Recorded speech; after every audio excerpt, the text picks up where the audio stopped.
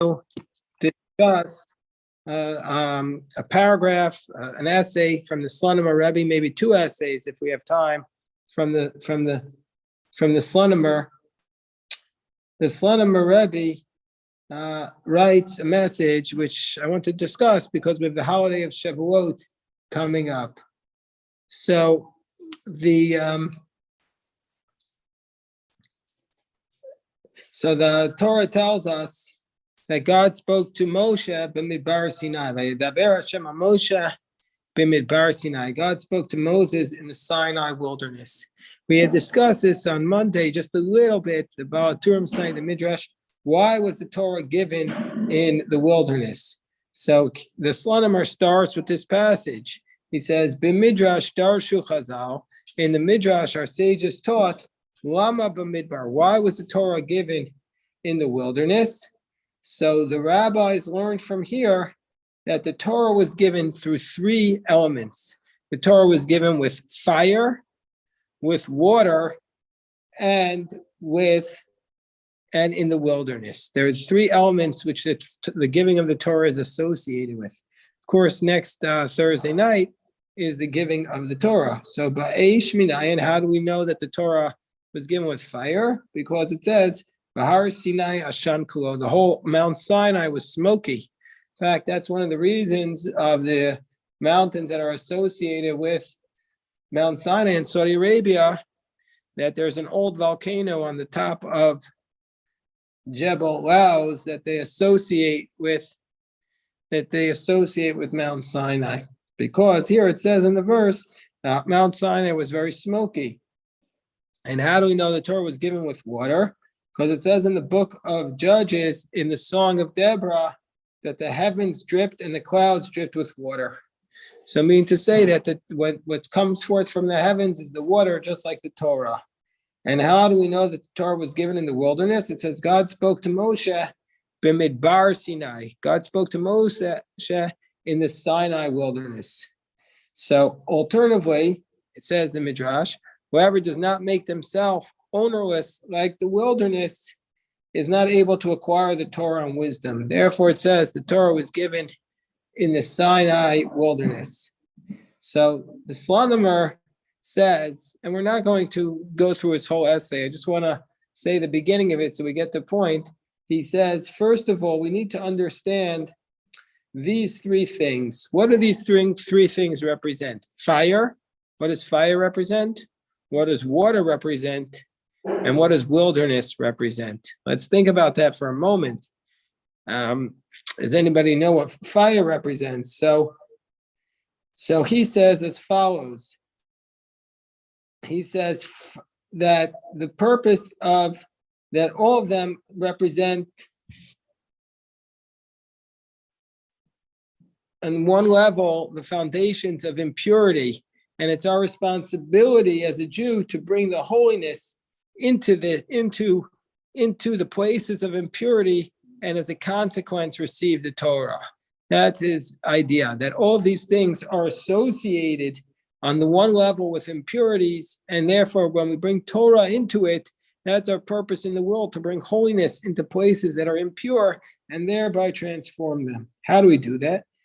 Aish, how does fire represent impurity?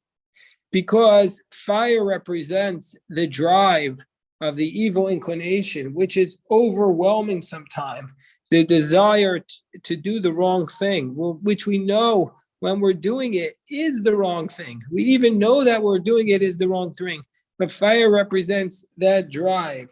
And so therefore, what do we need to do? How do we combat this? How do we combat this fiery temptation to go down the wrong path? The way we combat that is through the power of holiness of the fire, the flame of holiness. And what more is the flame of holiness than the fire of the Torah? And the fire of the Torah is going to swallow up and destroy the fire of the evil inclination. What we learn this on Sinai. Sinai is a burning bush. That's the symbol of the Torah. The symbol of the Torah is that bush was burning, but it was not consumed. and that's the fire of Torah can overwhelm the fire of the Yetzer Hara. We also know the Gemara tells us that if you have a temptation and you cannot defeat the Yetzer Hara, drag the Yetzer Hara to the Beis Medrash. Counteract the temptation to sin through the fire of the Torah. What about water? How does water represent the temptation, the tumah? How does water represent tumah? And how does water represent the power and the path to defeat it? Because we know that water represents love and kindness. The attributes of love and kindness are represented by water. Water also represents the power of desire, which is so strong. And so therefore there can be this element of this overwhelming desire for love from water, which water represents, but when it goes unchecked, that represents a tremendous sin. And so the responsibility of a Jew is to receive the Torah and to bring into this power of desire the power of holiness. And that is achieved through the clinging of Hashem. So too we see this through the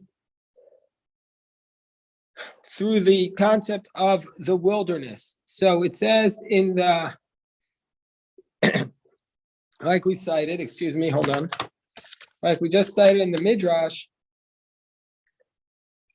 that a person should view himself like the wilderness, which is a place of hefker, that it's a place of ownerlessness. And so therefore we all already know that hefker, this concept of ownerlessness, is a very, very, very dangerous concept. A person who feels no responsibility, a person who feels like there are no rules, unchecked behavior. That's also intimated by the word hefker or ownerlessness.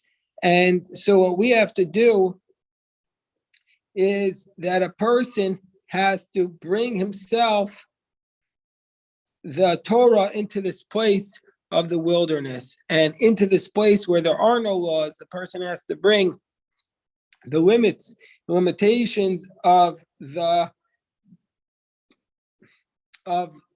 Torah. That what does it mean to make himself ownerless like the wilderness? Meaning to say that in this place of the Midbar, he has to bring himself and make himself ownerless like a wilderness, i.e., to fully accept the limitations and the yoke of heaven. And that's the way to defeat this temptation to limitless or ownerless behavior, an ownerless world.